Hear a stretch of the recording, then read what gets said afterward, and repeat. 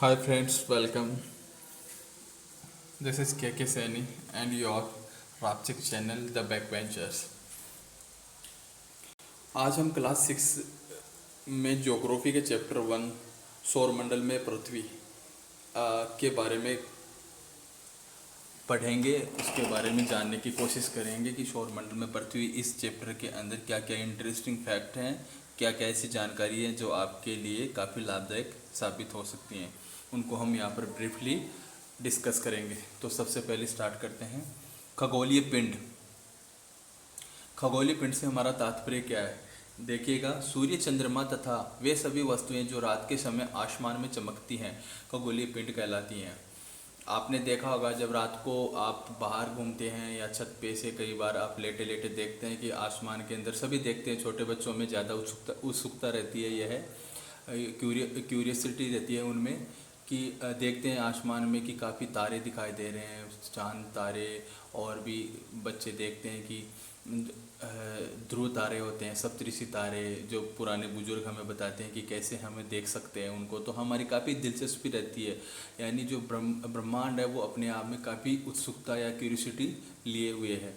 तो आप देखते हैं कि जो भी चीज़ें आपको रात को सूर्य, चंद्रमा तथा वो सभी वस्तुएं जो आपको रात को दिखाई देती है उसको हम किस में करते हैं, उनको क्या बोलते हैं? खगोलीय पिंड। तो ये है खगोलीय पिंड को नॉर्मल डेफिनेशन। आगे देखिए, कुछ खगोलीय पिंड बड़े आकार के तथा गर्म होते हैं। उनके पास अपनी ऊष्मा व प्रकाश होता है जिसे वे बड़ी मात्रा में उत्सर्जित करते हैं। इन खगोलीय पिंड को तारा कहते हैं। सूर्य भी एक तारा है। असंख्य तारों का समूह नक्षत्र मंडल कहलाता है। तो अभी बात हो रही खगोलीय पिंड को हमने जान लिया कि क्या होते हैं खगोलीय पिंड। अब खगोलीय पिंडों में कुछ ऐसे पिंड होते हैं जो बड़े आकार के होते हैं तथा वो इतने गर्म होते हैं, काफ़ी गर्म होते हैं, और उनकी गर्म होने से उनकी खुद की अपनी ऊष्मा होती है तथा उनका खुद का प्रकाश भी होता है, जिससे वह बड़ी मात्रा में क्या करते रहते हैं? उत्सर्जित करते रहते हैं। उनसे निकलते रहती है, वह प्रकाश निकलता रहता है और वो जो ऊष्मा होती है वह भी बाहर निकलती रहती है। तो जो ऐसे बड़े आकार के जो पिंड होते हैं जो काफ़ी गर्म होते हैं, खगोलीय पिंड की बात करें, उनको हम क्या बोलते हैं? उन खगोलीय पिंड को हम बोलते हैं स्टार, यानी तारे। जो तारे आप रात्रि में देखते हैं चमकते हुए दिखाई दे रहे हैं, उनके अंदर काफ़ी उनकी ऊष्मा होती है, जो ऊष्मा से वह हमें यहाँ पर चमकते हुए प्रतीत होते हैं, और वो काफ़ी गर्म होते हैं, चमकते हुए दिखाई देते हैं, और वो काफ़ी बड़े आकार के भी होते हैं। तो ये सभी तारे खुद की ऊष्मा रख रहती है इनके पास में, और खुद का प्रकाश, और जिसको ये उत्सर्जित करते रहते हैं और हमें दिखाई देते हैं।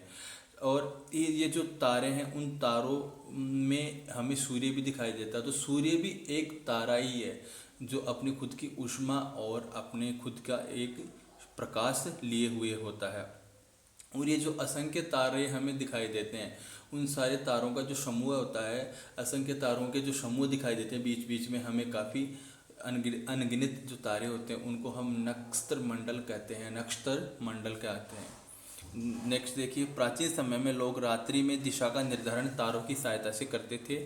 उत्तरी तारा उत्तर दिशा को बताता था, इसे ध्रुव तारा भी कहा जाता था। हमारे घर में जो हमारे वरिष्ठ जन हैं, तो जो हमारे बुजुर्ग लोग हैं, कई बार हम उनसे बातें करेंगे या उनके पास बैठते हैं तो वो बताते रहते हैं हमें कि हम पहले जो पीछे का समय था, पुराने समय में क्या होता था, उस टाइम इतने जो इन्वेंशन नहीं हुए थे, इतनी फैसिलिटीज़ वहाँ पर अवेलेबल नहीं थी जिससे कि पता लगाया जा सके कि कौन सी डायरेक्शन किस तरफ है। तो वो लोग बताते हैं कि उस टाइम पर हम क्या करते थे, तारों की चाल होती है, यानी जो स्टार का मूवमेंट होता है या स्टार के अकॉर्डिंग ही वह है क्या डायरेक्शन का नॉलेज लेते थे, यानी दिशा का ज्ञान लेते थे। तो जो सबसे उत्तर का तारा होता था उसको उत्तरी दिशा के अकॉर्डिंग मानते थे कि यह उत्तर दिशा है, नॉर्थ डायरेक्शन है। और ये जो उत्तरी तारा था इसको हम ध्रुव तारे के नाम से भी जानते हैं। नेक्स्ट देखिए, कुछ खगोलीय पिंडों में अपना प्रकाश एवं ऊष्मा नहीं होती है, वे तारों के प्रकाश से प्रकाशित होते हैं। ऐसे पिंड ग्रह कहलाते हैं। जैसे हमने जस्ट अभी बात की कि कुछ ऐसे खगोलीय पिंड होते हैं जो बड़े आकार के होते हैं और काफ़ी उनमें ऊष्मा होती है, तो वो क्या थे? सभी क्या कहलाते थे? तारे। जस्ट इसके अपोजिट कुछ ऐसे भी खगोलीय पिंड्स होते हैं जिनकी अपनी कोई प्रकाश नहीं होती, ना उनके पास ऊष्मा होती है, ना उनके पास प्रकाश होता, ना ही उनके पास ऊष्मा होती है। और तो फिर वो कैसे हमें चमकते दिखाई देंगे? ना तो उनके पास प्रकाश है ना ऊष्मा। ये आपका क्वेश्चन होगा, सही बात है। तो ऐसे जो पिंड होते हैं ना, वो क्या होते हैं कि जो चमकने वाले तारे होते हैं, खगोलीय पिंड होते हैं जिनको हम तारे बोल रहे थे, उनके प्रकाश से, उनकी ऊष्मा से ये है क्या, चमकते हैं और गर्म रहते हैं उनकी, और उनको वो जो तारे थे वो इनको प्रकाशित करते हैं या इनको चमकाते हैं, वहाँ से ये रोशनी प्राप्त करते हैं और ऊष्मा प्राप्त करते हैं। तो ऐसे पिंड क्या कहलाते हैं, ग्रह कहलाते हैं। तो ऐसे ग्रह में जो ग्रह होते हैं जिसको हम प्लेनेट बोलते हैं, ये प्लेनेट में हमारा पृथ्वी जिसमें हम निवास करें, जिसमें जीवन संभव है, पॉसिबल है, वह हमारी जो अर्थ है वो भी एक प्लेनेट है, ग्रह है। क्योंकि वैसे पृथ्वी में खुद की कोई ऊष्मा नहीं है, बट फिर भी हम ऊष्मा का अनुभव करते हैं। न खुद का प्रकाश है, फिर भी हम दिन के अंदर प्रकाश, चारों तरफ उजाला देखते हैं नेचुरली। ये सब हमें प्राप्त होता है तारों से। और कौन सा तारा देता है, पृथ्वी के सबसे नज़दीकी तारा है सूर्य।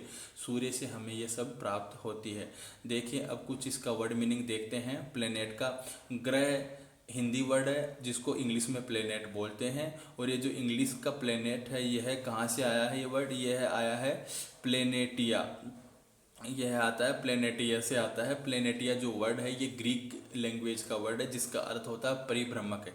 मतलब ऐसे परिभ्रमक यानी जो चारों तरफ चक्कर लगाते हैं उनको बोलते हैं परिभ्रमक। तो ग्रह जो होते हैं, जो प्लेनेट होते हैं, उनका नेचर होता है कि ये जो क्या करते हैं, जो तारा होते हैं तारों के चारों तरफ चक्कर लगाते हैं, और उसी के अकॉर्डिंग जो ग्रीक लैंग्वेज में इनको प्लेनेटिया और हिंदी में इनको प्लेनेट हम कहते हैं। आगे देखिए, पृथ्वी के सबसे नज़दीकी जो तारा है वो सूर्य है, ये हम आपको बता चुके हैं, जिसमें पृथ्वी तेज व ऊष्मा ग्रहण करती है। ठीक है, आज का चैप्टर को हम इतना ही रखेंगे। छोटा चैप्टर है जिससे आपको अच्छा समझ में आए, थोड़ा इम्पोर्टेंट चैप्टर भी है ये, और काफ़ी कुछ यहाँ पर हमें कुछ लॉजिकल चीज़ें भी मालूम पड़ेंगी, इसलिए हम इसको थोड़ा टुकड़ों में, छोटे छोटे टुकड़ों में इसको पढ़ेंगे। Thank you for watching. जय हिंद, जय भारत।